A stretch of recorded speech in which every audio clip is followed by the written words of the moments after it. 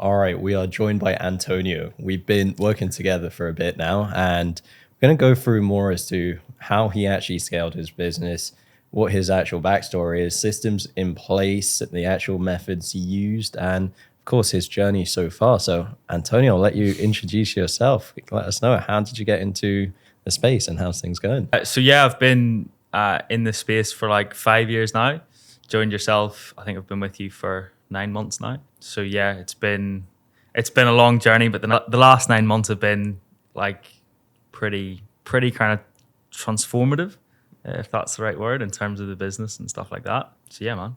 So let's go straight into how things have been going for the business. So first thing is, biggest mistakes that you made when trying to scale the business itself. I think I'm not even sure if it was like previous to this. Like you're kind of the third mentor that I worked with. I don't think there was in particular like any mistakes. There just wasn't any strategy. Like so, when I think back to what I was doing compared to what I'm doing now, like the mistakes were kind of unreliable, kind of quick cash, throw mud at the wall, see how much sticks methods to try and scale. But it would just be like a couple of good months and then just periods of regression, couple of good months, periods of regression. Nothing was ever stable. So I think it wasn't so much. I mean, those are mistakes, but then there was no. When I look back, there was no strategy. There was no reliability. There were systems in place, but they weren't like scalable systems. Understood. So what does your offer actually look like in terms of who you help, niche kind of thing, or if that's more wide? How does that actually look like So for you? we coach kind of 30 to 50-year-old women who have been through that kind of difficult chapter, whether that's kids over the last kind of 8 to 10 years, or they've just kind of lost themselves over a period in time. And particularly women who have tried every approach under the sun, the fad diets, the group classes, the quick fixes, the Weight Watchers, the slimming clubs, all those things that have kept them in that vicious cycle, almost like business, right? Those quick wins that kept them like achieving results, losing them, achieving them, losing them. So we kind of fix that mentality and teach them how to do this in a more structured way that kind of fits their lifestyle in a way that they can stay consistent with, and in a way that kind of takes them away from feeling like they're on plan or off plan and helping them create a lifestyle that becomes their plan. And obviously in the meantime of that, we completely change their life and help them feel more comfortable, more confident, happier within themselves, but in a way that they're able to then stay consistent with long term, rather than like crash dieting for a photo shoot for 12 weeks and then they just rebound straight away. So our method, our approach is a little bit different, and who we help is quite kind of specialized in that regard. So how do you get clients, I guess? How do people come to you? How do you go and out and get clients? How does that work for With you a right now? magnet. Ads, mate. Ads is top of funnel, is the big one. Just getting the right ads in place, as you know, really attracting people in, and then really working in terms of middle of funnel to create a lot of trust, showcase a lot of like results, particularly testimonials, rather than kind of anything else. Because when they kind of hear other women who have been through a similar story, been in a similar position, go through that, achieve the results they want to achieve, it inspires them to think that it is possible. So through a lot of storytelling, middle of funnel, that kind of stuff. But in terms of attracting people in, it's very much ads focused at this moment in time.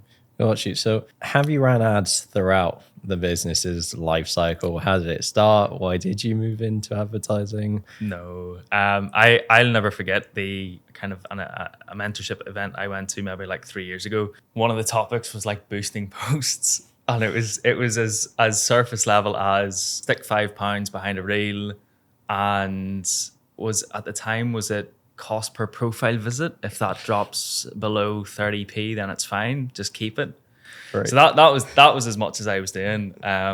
From an ads perspective, I didn't have any sort of idea what to be doing until I came here. Awesome. So what did you do differently, I guess, with advertising more specifically there? With yourself, Yeah. data in detail. It's like the videos themselves. Okay, what's the creative? How are we putting that together? What's the wording?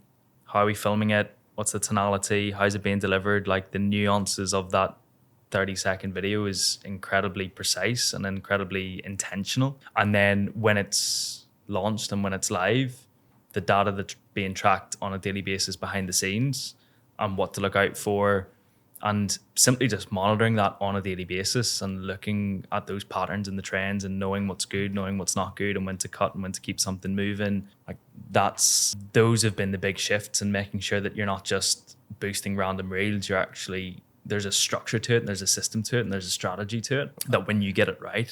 So I know like a lot of people, I think where they get stuck is, of course, like knowing what data points to track, and then of course what to do when you actually find bottlenecks. So for you more specifically, and of course for what most people should be doing, what are the key metrics that you track that you feel is most valuable to make decisions from with advertising? I mean, it's an interesting one, because that's something I learned from yourself, because when I kind of came into this, I was looking at different things. I was looking at how many followers come in. I was getting distracted by like good ad metrics and things. And I remember having a conversation with you where I was making more like emotional decisions myself without like following what you were saying. So like now it's very much, okay, cost per follower, where's that sitting? Where's that coming in?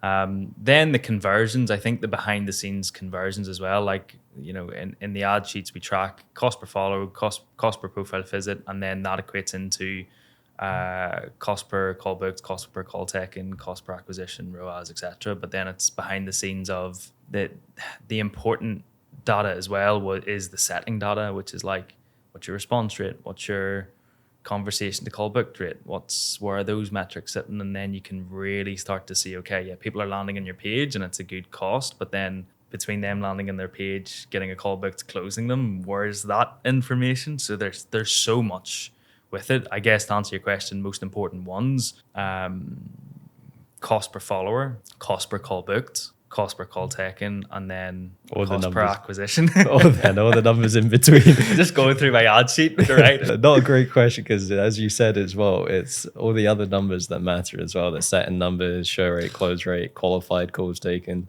AOV as well. So yeah. I mean, a lot of changes made, of course, throughout. So of course, how did the business change in terms of numbers as well, from when we started and then from where it is now, last month, PB month again this month, probably next month as well? Yeah, I think, I mean, I always had the opinion of like business by numbers. Like when I grew up, my dad, my granddad ran very successful businesses. I watched them kind of look at sheets and look at all of this data. And I was like, okay, when I was building my business, the first kind of 3-4 years, there was no data tracking, there was no numbers, nobody was helping me how to do it. And I was like, surely business should be like, there should be something here. There should be metrics I should be kind of following.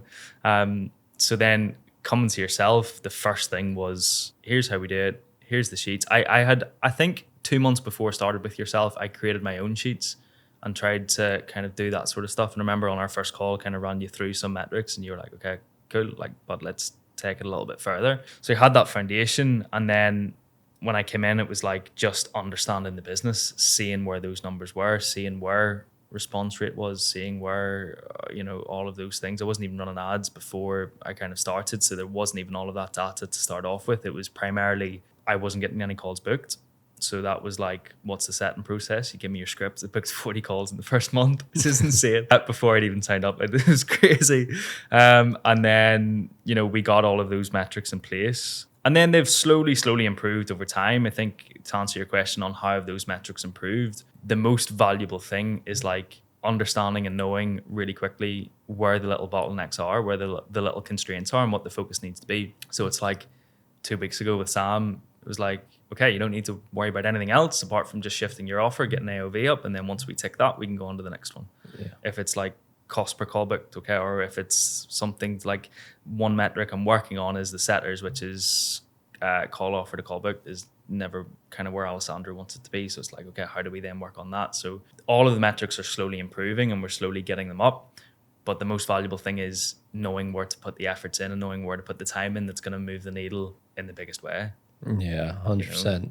So outside of that as well, what were the key systems installed with either setting, with the ads, with the even the sales processes that you feel made the most impact outside of the data tracking? The systems put in place, setting was the script without a doubt, because it was like wasn't getting any replies. It was the same. You've created content on it. What was I using? It was like the kind of this or that kind of. Appreciate the follow. Yeah. So I was still running that from previous advice, which worked years back, but obviously industries change very, very quickly. So like the scripts and that was the first big one. And actually a lot of that script was some of the stuff I would talk about in the sales call. So it was just a little bit more in depth, a little bit more of a conversation. So in terms of like a system or something that we give, that was number one. Number two was tracking the performance of the setter and making sure that, I mean, there's room for improvement, but they were at least hitting certain numbers, and then that was going to be predictable.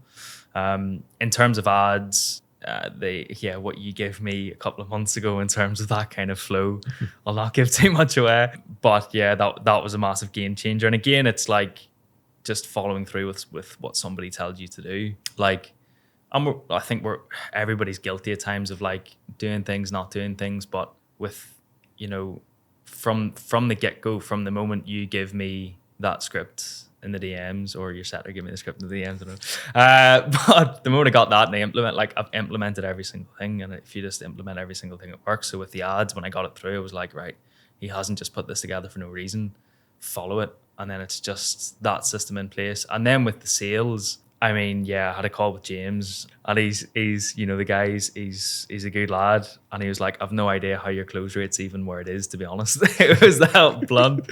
So we tore that apart, built that back together, and now that's much improved. It's kind of where it needs to be. So just, again, helping all the right areas that have come from understanding what the performance was, what it should be, what's necessary to get it to where it should be. Understood. So feel like, what did you struggle with most, either starting out early days or even just earlier on in middle way through business, whenever? I think I started from scratch. Like, I was in the music industry before this, so I worked in rooms like this in recording studios and stuff. So I lived in London and did that, and then COVID happened and completely pivoted in terms of industry. So I wasn't coming from like a perspective of network following anything. It was from scratch, so that was quite difficult to get it off the ground and running. It took like a good 8-9 months, which, like you said, it was a lot of that was organic back then. If I just had been running ads, that maybe could have been a different time frame. But yeah, it took quite a long time to get it off and running, and then scaled through kind of influencer marketing and that kind of stuff,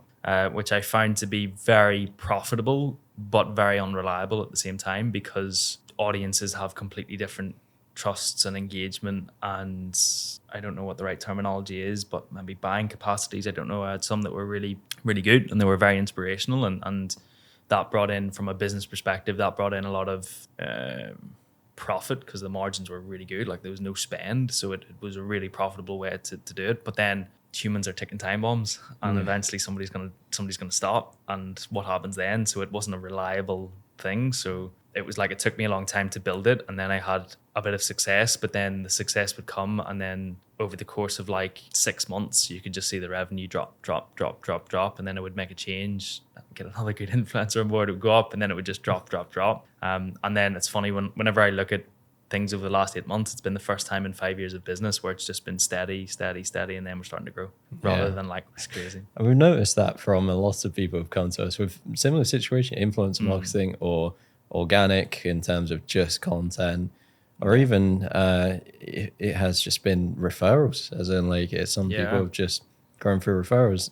It's not a matter of it doesn't work, right? Because everything can work. It's just a matter of, is it consistent and reliable enough for you to scale and grow consistently over a long period of time off? And I mean, I guess, what is your opinion, I guess, on the differences between organic referrals, influencer marketing versus anything else, advertising, outbound setting being done efficiently? I think when I first started with you, I was looking for 3 things. I wrote 3 words down on a whiteboard, which was reliable, repeatable, scalable. And I don't think like the ads and the setting and being able to follow that data and being able to track that meticulously, be able to understand exactly where your bottlenecks are, what needs work. And then especially with the ads as well, it's the only one I found that is reliable, is repeatable, and is scalable. The other ones, influencer marketing or like the organic stuff that used to work, or the organic outbounds, or what worked like 3-4 years ago, it had its moment,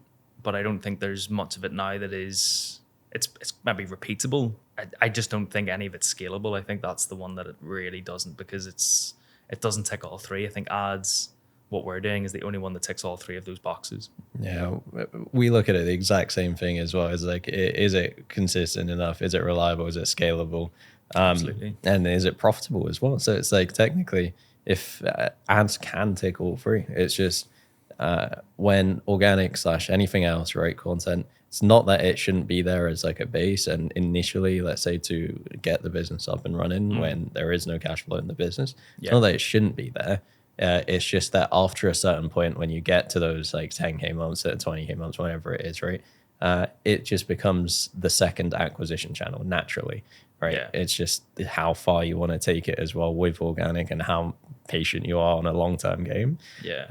And then, you know, even the biggest like influencers that come to us, right? Pretty much everyone moves to advertising at some point, right? It's not because they don't have enough leads with organic. It's just that, is the lead quality good enough to actually buy something high ticket? Can they convert consistently inbound?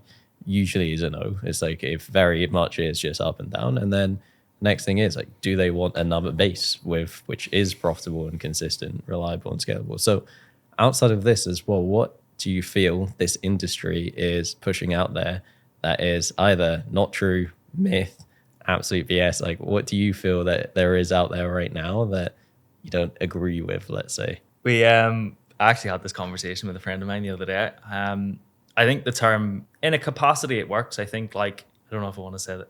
I think like kind of magnetic marketing and drawing people to you and like like there's a place for it. And I think it's quite good middle of funnel nurturing. But again, that's middle of funnel. That's not, you know, that's not top of funnel. That's not scaling. So it's like, yeah, magnetic marketing is just completely organic. It's and that's a big mistake I made. That's a big bit of advice that I was given that helped me build a skill to be able to create content that speaks to people. But at the end of the day, there's a small place for it, but it's not what's necessary to book a ton of calls, close a ton of calls, and make a ton of money, which is like what we want to do, right? So that's one. The other one that I don't quite agree with, that was a big frustration, was just quick cash strategies. Yeah. Like, I'm looking for 3 to 5 people who want to drop 10 kilos in the next 6 weeks. DM me. It's like, this like, there was a time and a place for that. Used to be 5 to 7 years ago, just before COVID, when everything was booming. It's like post a transformation, photo shoot grade transformation, that thing, you'd get 20 clients. Yeah. Unfortunately, I was still in the wrong industry at that stage, but it did work, right? It did work. But now it's just the evolution of the industry. It's not reliable anymore. And I think the fact that people are still being, even people that are still starting out, I think if you're still being taught that, I mean, look, I think, like you said, there's acquisition channels like that have a place. Eventually people will transition into ads, but is it really good advice? I don't know. Yeah, it's where like opinions differ. Let's say, right. I try my best not to step on it. That's not true. I do step on seconds. I was like, Yeah, am I the nice guy who just doesn't talk about like everything that everyone else is teaching that's wrong? But yeah, no, like we've seen it again and again. It's just because we take a lot of calls, we have a lot of feedback on what literally every single fitness coach is doing in the industry, right? We know exactly what everyone's doing in the industry, because if they're not a client, they've at least had a call with us, right? Yeah.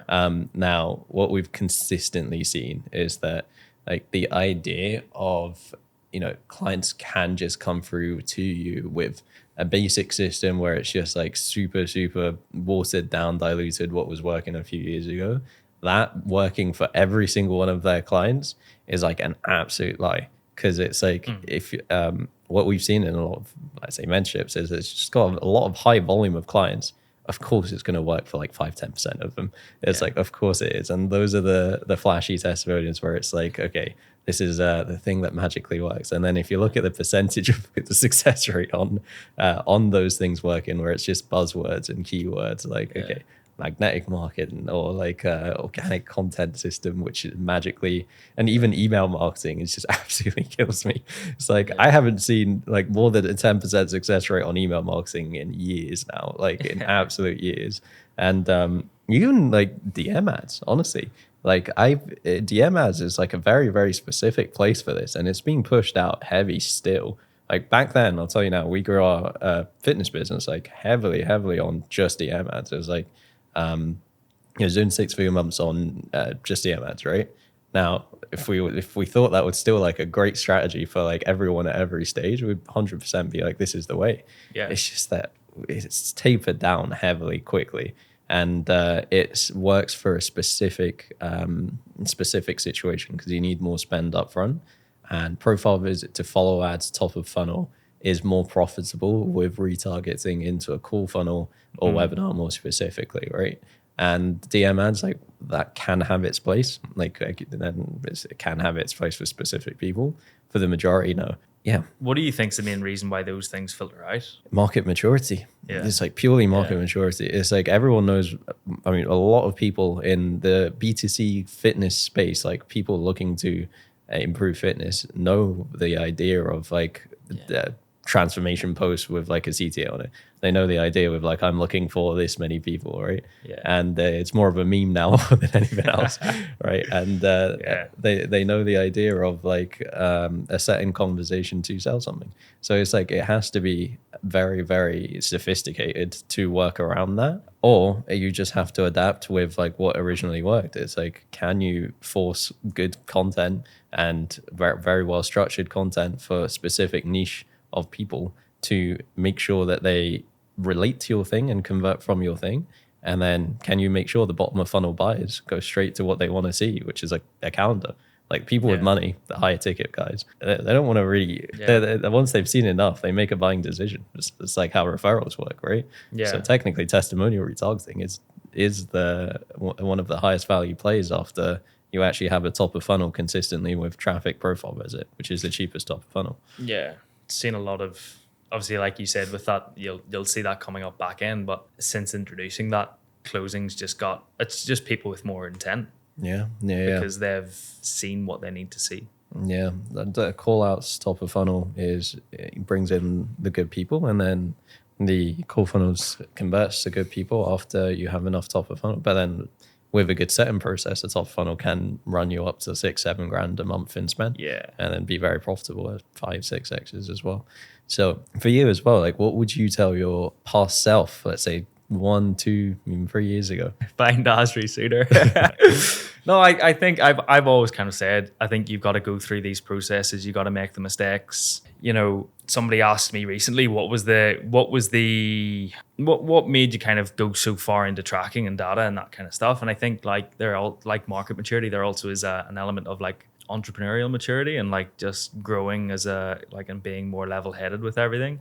What was the question again? Yeah, I mean, like, what would you tell yourself Okay. 1-2 years ago? I think I remember when I first started, like with nothing, watching people on like giving talks that were doing like 10K talks. And they're like, oh my God, people are making 10 grand a month. This is insane. And then I got there and I was seeing people do like 20, 30, 40, more, 100. And I was like, okay, brilliant. I can get there. But I've spent the last kind of, 2-3 years very frustrated with the advice that was being given, because everybody was like, yeah, you can do that. Yeah, you can do that. Yeah, you can do that. And it's like, nothing was backed up with any kind of proven system and proven substance and actual, like the word sophisticated advice and like good advice. So like in terms of what I would say to me 2-3 years ago, I've always had, even when it came to yourself, like I've always looked at this and gone from a perspective, even when I first started, man, like I took all the money in my bank account and give it to one guy for a year. That was me done. So I always had the mentality of, somebody's where I want to be. They know what I need to do to get there. Go follow them, go listen to them, and you'll do it. So like I've always had that. But I think the sooner you can start or learn how to meticulously track data and hold yourself accountable to that, I think everything will start to change. You know, even the whole kind of coaching mentality compared to like a business owner mentality of, okay, you're a coach and you're getting X amount of signups and X amount of drop-offs, and every drop-off feels like a stab in the heart because you're like, how am I going to replace that? What am I going to do? What quick cash thing can I do to replace these 3 clients that have dropped off? Whereas like now you're coming from it as much more of like a business owner mentality, which is you're not even thinking about that. You're thinking of which numbers have dipped, Where's the bottleneck? How do I fix it? If I know if I fix that, the other thing will sort itself out. And then you're not coming from a place of scarcity or fear. You're coming from a place of rationalization and stability, which is also very life changing as well. Yeah. To be honest.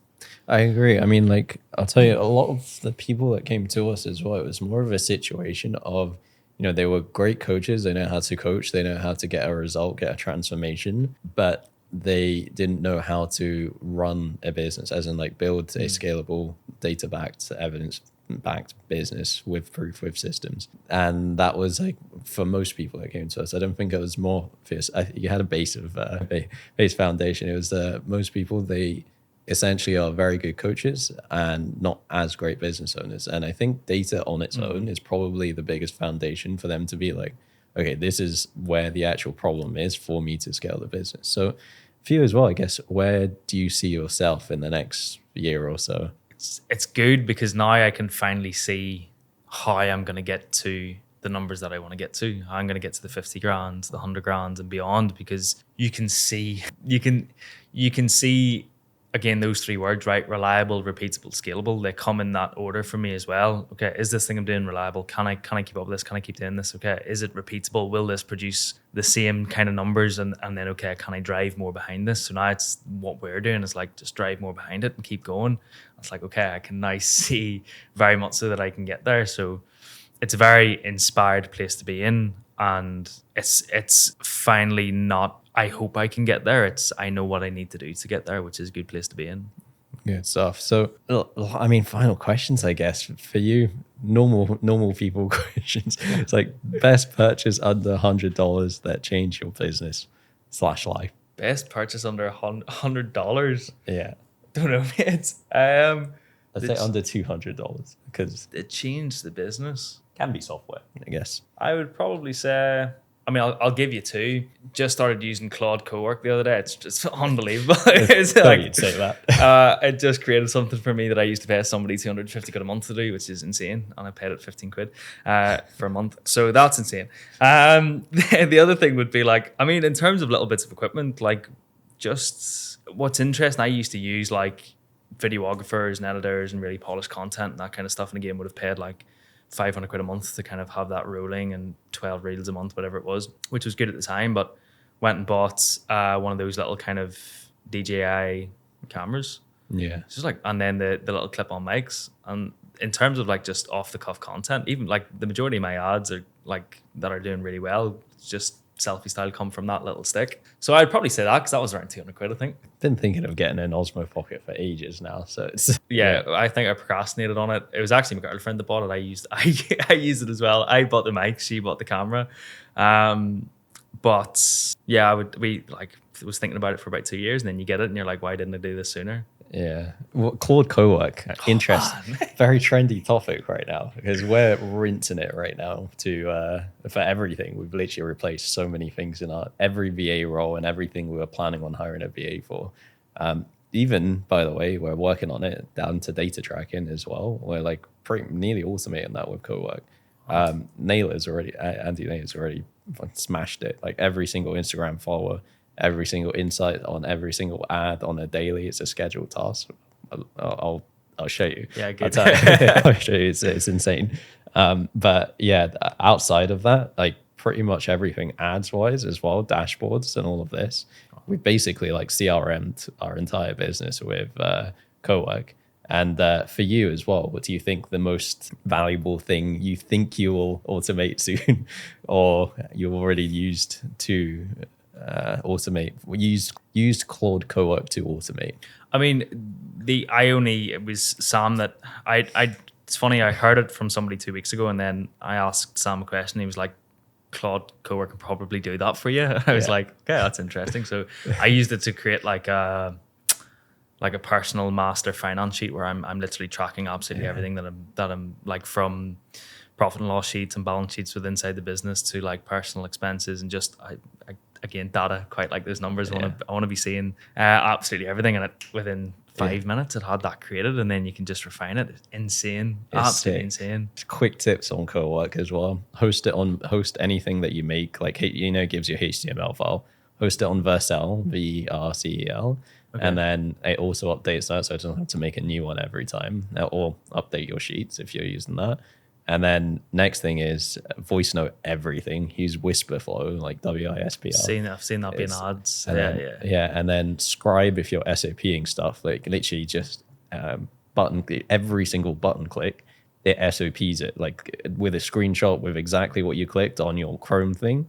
And then on top of that, like get your team to like absolutely rampage through it, automate every single thing they're doing, which takes time.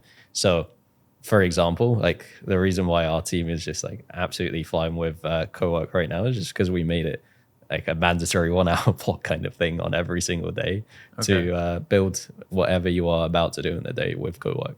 So it's like with whatever task you can get rid of, right? And there's a lot of things all build on top of what they're doing to make it efficient. So SOPs with hiring, with whatever it is, right? It's super, super helpful. You can just ask it anything. What we're thinking of doing is how right now we're going to go through co-work with scraping ads managers and content. So it's like finding winning posts and then having that consistently and pull all the scripts, reword it based on language and all of this. And then you just have winning ads again and again and again. It's already what we're doing. We just need to make it better. But that being done on a regular, just have transcripts ready to go. For example, those scroll boards on my page. Right? That was all co-work. I mean, like we had a script right at the beginning for a lot of them, and then I refined all of them. But the actual scroll boards themselves, it was 100% co-work. Like the things going through all my content.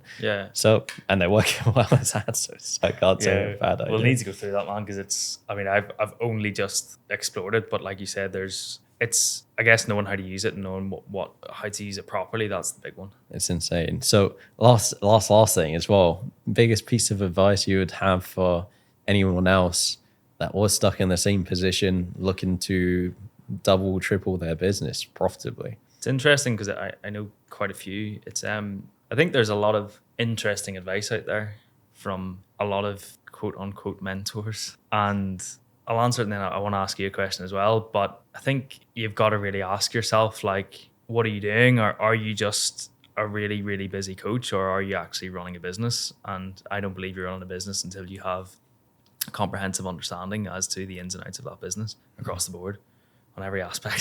So it's like, unless somebody's going to teach you and show you how to do that side of things, you know, history's just going to continue to repeat itself and you're going to go in the same cycles. You know, so it's like, I think that's a really, really important one, is learning how to get to that next step in the right way, with the right advice, with the right systems, with the right knowledge, and with somebody who understands what it is you specifically need. Like I see so many big group mentoring businesses where you go in, it's a school group, I mean, there's the fundamentals of that, but with yourself, where it's so different is, yes, there's the school group and there's the weekly calls and there's the WhatsApp support, right? Every mentorship has that standard. The difference is meticulously tracking the data and being able to be given the right advice specifically for you, that's necessary for you at that moment in time, that's going to move the needle. And then once you do that, you do the same again. It's like all the advice is there. You guys are an abundance of knowledge. What I also really like is, like, you're not joining a mentorship and then your coach is another coach who's running a coaching business. It's just like, no, where's the problem? Okay, it's in sales, right? Go to James. Where's the problem? In ads, go to Asri. Where's the problem? Just overall, go to Sam. Where's the problem? Setting, go to Alessandro. Like, specialization in those fields. That's what I think is also really important. And it's the importance of the right advice. Like, the advice I would give to other people is that I was starting to doubt that this success was possible. Was this possible? I was absolutely starting to doubt it, because I'd had so many people say to me, yeah, you can get there, it's fine. And then I'd go in, I'd be given advice and it wouldn't happen. It's like, right, okay, that's an interesting one. So it is definitely possible, but the importance of, like, the right information compared to the wrong information is critical. So, like, when you're making a decision on who to listen to, like, success leaves clues. That's all I would say there. Awesome. No, I appreciate it. And very much appreciate you jumping on as well. Thank you for all your kind words. Looking forward to breaking down the business as well. So let's go. We'll go through that now. So this has been Antonio, absolutely smashing it. Great business owner as well. So thank you for joining us, Antonio.